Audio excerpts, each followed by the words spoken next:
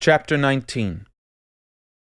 Jing and Maya were on their way back from Nepal, feeling accomplished and content. The workshop they had held had been a great success, and they had made a real difference in the couple's lives.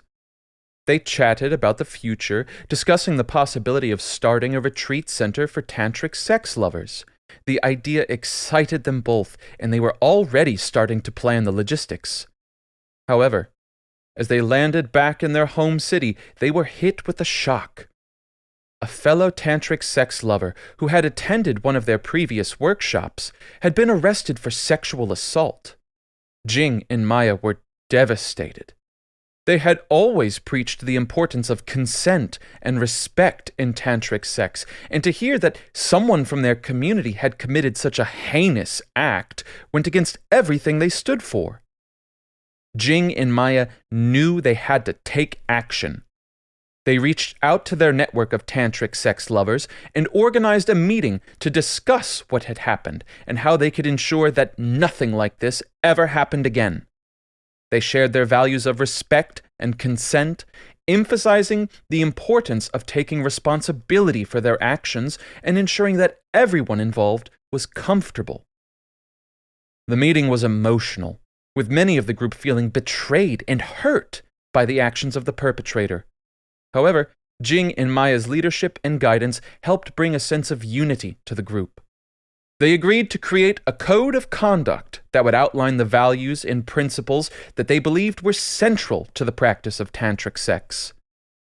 It was a difficult time for Jing and Maya, but they felt more committed than ever to spreading love and connection through tantric sex.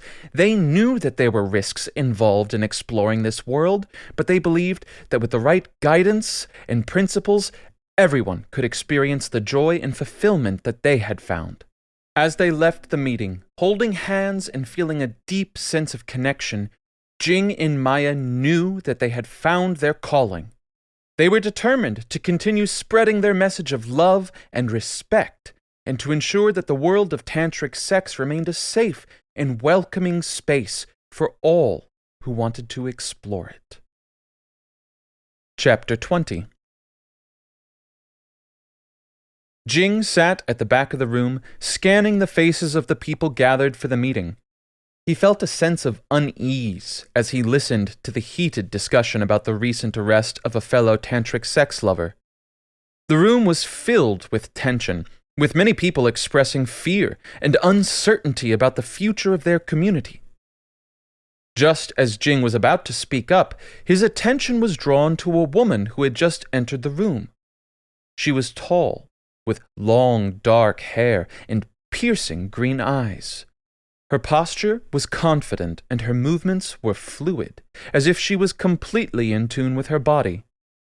Jing couldn't help but feel drawn to her. He watched as she made her way through the crowd, greeting people with a warm smile and a gentle touch. When she finally reached the front of the room, she introduced herself as Kira. Kira was unlike anyone Jing had ever met before. She radiated a sense of calm and serenity, as if she was completely at peace with herself and the world around her.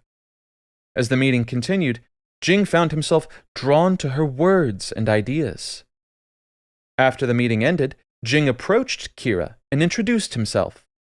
They talked for a while, discussing their shared love of tantric sex and the challenges facing their community. Jing felt a strong connection to Kira and knew that he wanted to work with her to create a safer, more welcoming environment for tantric sex lovers. He could sense that Kira shared his passion and dedication, and he felt grateful to have met someone who could help him in his mission. As they parted ways, Jing couldn't help but feel excited about the future. He knew that with Kira by his side, they could make a real difference in the world of tantric sex.